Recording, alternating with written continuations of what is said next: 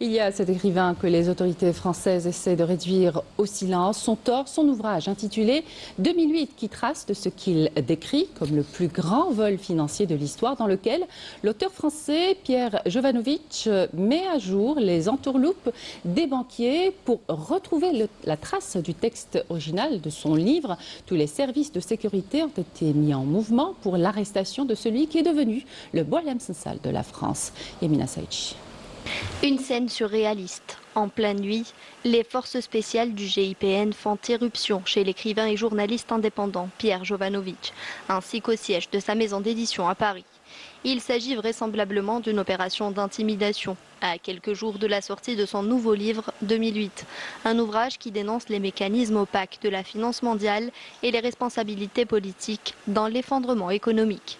Une intervention policière disproportionnée menée comme si l'auteur représentait une menace grave à l'ordre public. Depuis des années, Pierre Jovanovic dénonce les dérives des institutions financières. Il alerte sur les abus des systèmes financiers, l'endettement organisé des États et la concentration du pouvoir entre les mains d'une élite économique. Il y a un dossier, il y a un tribunal, il y a un procès, et ainsi de suite.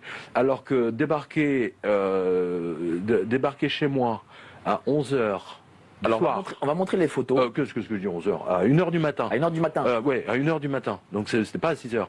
Parce que ça permet, si tu veux, de court-circuiter tout le processus juridique classique. Mais ça, c'est pas illégal. Santé. Non, parce que c'est une affaire de santé. Parce que là, il y avait le GIPN. Alors on va montrer les images encore. Ouais, il y avait le GIPN, ça c'est au Jardin des Livres.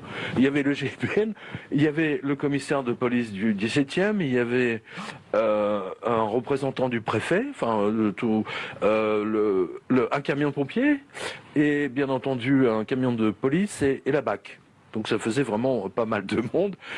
Mais les gendarmes et les policiers qui suivent ma revue de presse m'ont expliqué que c'était les autorités nécessaires pour interner quelqu'un.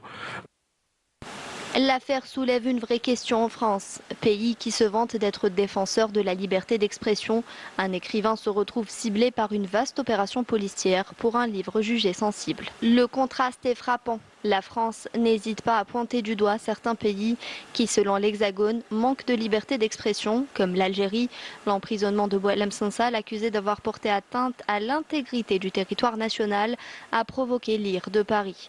Aujourd'hui, les services de sécurité français arrêtent un écrivain dont le seul tort est de vouloir dénoncer les entourloupes des banquiers.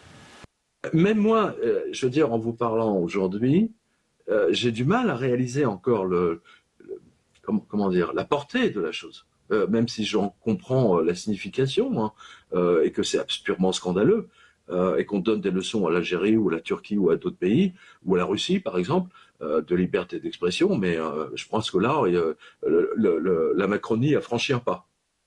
Aujourd'hui, l'écrivain fait face à une large campagne de dénigrement et d'intimidation.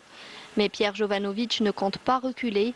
Le recours à la force contre un auteur n'a pas seulement choqué l'opinion, il révèle un malaise encore plus profond dans l'État dit démocratique.